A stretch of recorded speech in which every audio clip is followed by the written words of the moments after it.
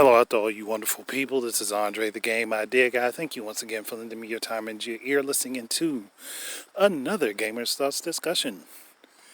And there's actually a couple subjects on the docket for me today. First one being Switch OLEDs are sold out. Now, I remember there was this very loud group. It was a very small group that was very loud, saying that the OLED model isn't for anyone. Who wants this? Who's willing to pay that extra $50 for a Switch? Now, I've gone back over some of the comments that I responded to myself on Twitter and things,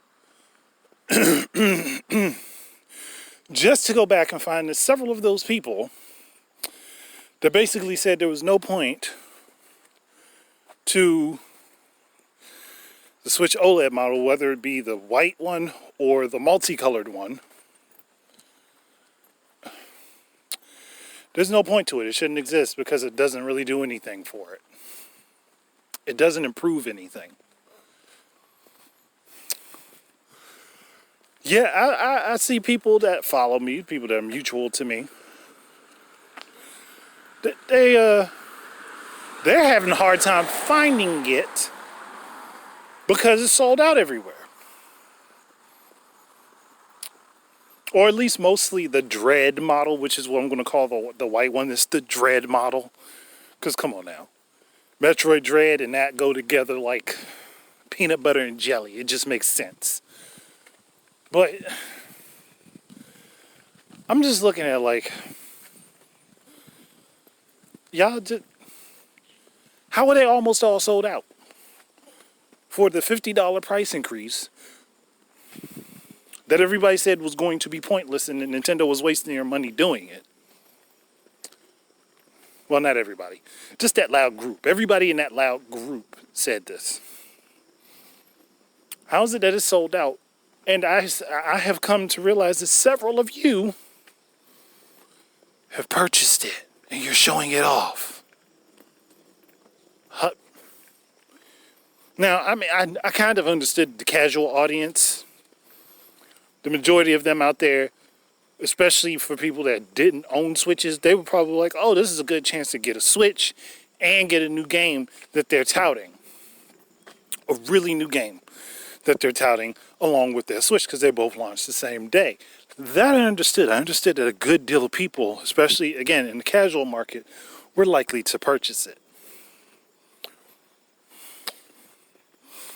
Because it doesn't alienate the consumer base and everything works together across the board.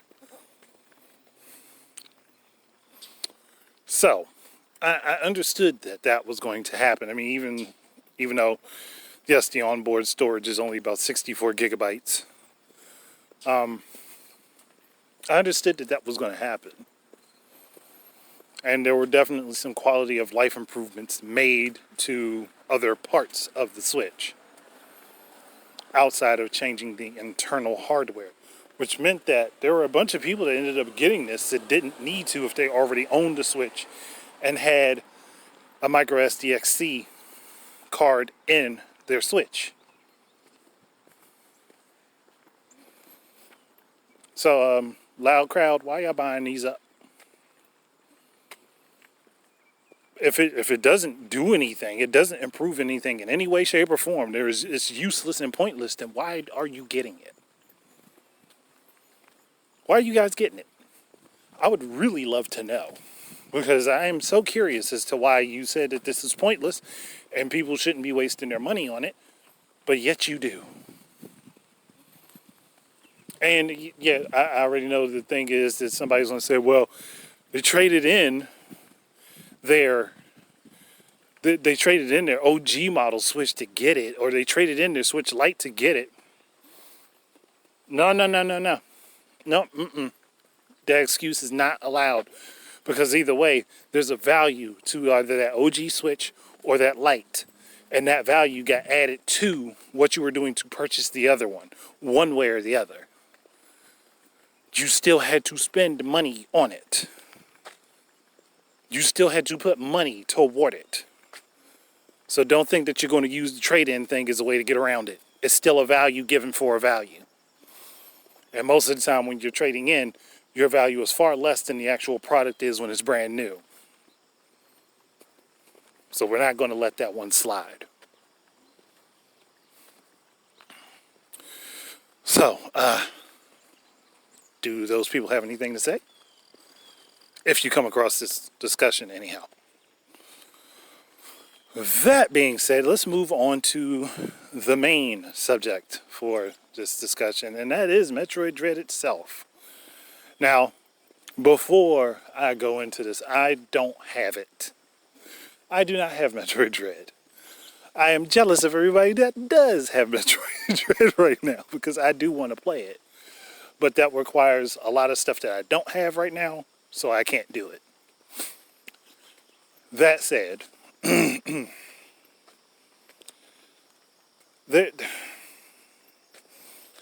okay. There was an article, and I just happened to come across it, or bits of it, where they screen capped and showed the different paragraphs and stuff. I was like, I'm glad I didn't actually have to click the article to read what was said, because I don't want to give them a boost for this. But somebody's having trouble playing Metroid Dread, and they're finding the game to be frustrating. Now, to my knowledge, the game does give you a bit of hand-holding early on to kind of teach you how to ingratiate yourself in the environment of the game. And then eventually the training wheels come off, and you're on your own. That's kind of how every Metroid game works besides the original, and I think 2. Actually, I think 2 even did it. And I mean 2 like legitimate 2, like the Game Boy version of 2, and that's Samus Returns. Every other Metroid after that definitely held your hand through the game. Now, this particular person that wrote this article, honestly, I don't even know what their name is, complained that there's no easier setting for Metroid Dread. And somewhere along the way, they said something about accessibility, and I'm like, do y'all know the difference between accessibility and easy mode? Because easy mode does not equate to accessibility. And that was one of the, they kind of just threw it in there as a side note. It's like, you do know that there are other ways to make games accessible for people besides an easy mode. And I've done a whole discussion on this. I don't have a problem with games having easy modes if the designer wants to put them in the game. If they do not, I don't have a problem with that either. Not every game is meant to be for every person. That's why people have different likes and dislikes. So, we'll cast that aside. But there's other ways to make accessibility options available for people as far as video games are concerned. Like what Microsoft did when they made that different controller that people that are disabled could use, that are physically disabled could use. That's an accessibility option. Having a color blindness mode in your game is an accessibility option. Having an option that allows you to visually see on-screen cues in place of sound would be an accessibility option for people who are deaf.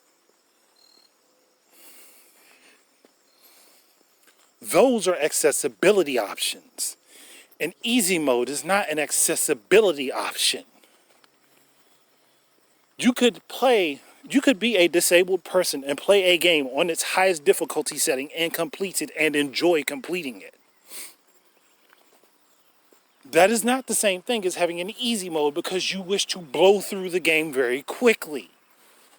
Or having a mode where the game tells you where everything is. You might as well just say you want a debug mode available from jump, so that you don't have to spend the time and actually ingratiate yourself in the experience of the game.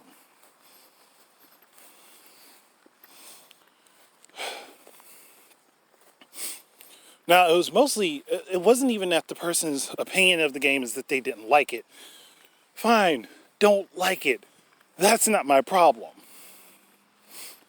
My problem is the complaints that the game isn't tailor-made to how you want it to be in order for you to play it. But then to also go and claim, oh, but I love Metroid. No, you don't love Metroid, because if you were a Metroid fan, then you would know that there are some staples of the Metroid series. Like, shooting around different walls to see if you find an object that you just may not have seen.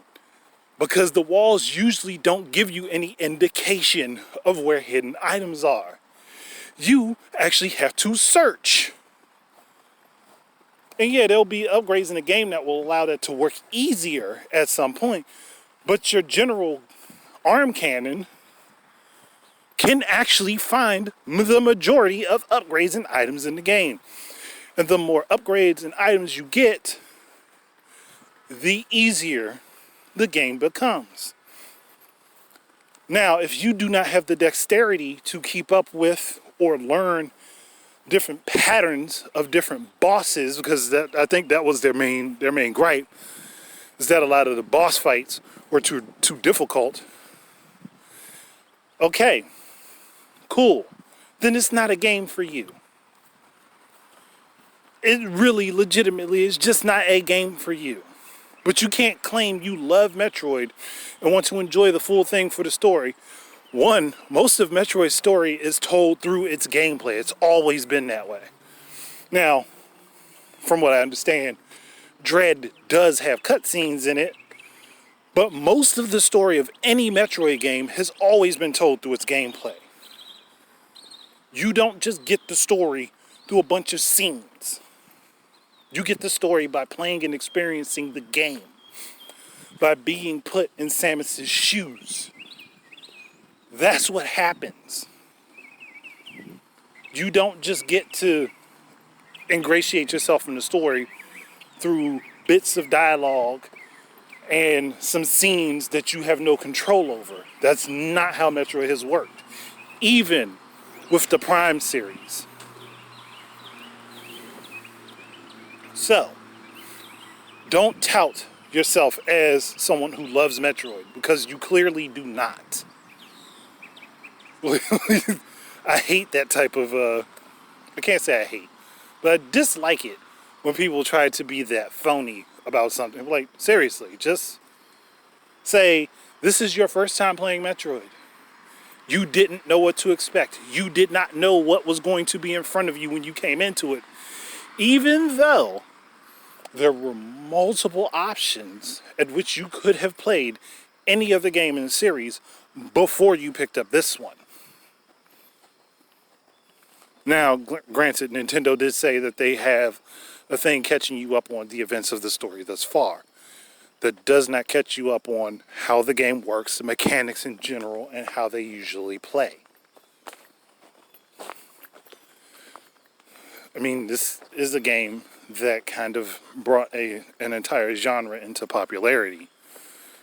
So there are going to be some quirks within that you'd have to be adjusted to. And that's not something that you're just going to pick up on unless you yourself are highly adaptable. And not everybody is highly adaptable. Some people need to learn things through repetition. So, hearing that, and then understanding that, this is just not for you. Like, you could just say that. Like, your experience with it was negative because you didn't, one, know what to expect, and two, It just wasn't a game that you were involved in prior to the launching of the most recent one. I see no issue with that sort of statement. I do see an issue with saying a game that you basically have to be a masochist in order to enjoy a game that challenges you, that's a little dumb. I'm going to say that out loud because masochism and Metroid aren't the same thing. And yeah, every game that is meant to challenge you as a player has some sort of frustrating moment in it. With Metroid, it's always been about exploring and finding what makes your character stronger and more able to traverse the area they're in. Actually, with most Metroidvania style games now, that has always been the case.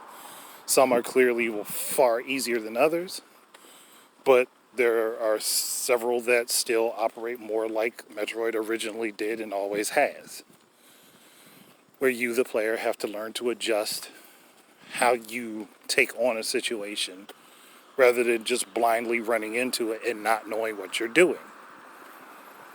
Again, this exploration and searching, that's all Metroid has ever been as far as gameplay is concerned. So, if it's not your taste, cool, no biggie. If you would suggest that there are people who have your same sensibilities as far as games are concerned, that they shouldn't play it, I actually understand that. But don't proclaim to love the series when this is clearly your first game, based on what you stated. And on top of that, it just doesn't fit your taste. Like, I think that would have been better for your review, to say, hey, these are the things that frustrated me, these are the things that I didn't like about this game, and here are a few things that I did like, but I suggest if you have similar sensibilities to myself, that you not put your time into this because you will not enjoy the experience. Simple. Like, why do, and I'm sorry for all of the traffic noise, but why do we have to have so many people shoot themselves in the foot instead of actually just, using their brains and diving into the subject from an angle that doesn't, one, put them in a position to make themselves out to be a liar, which this person did, and two, it gets the point across that they're trying to make without it sounding damaging to the game itself.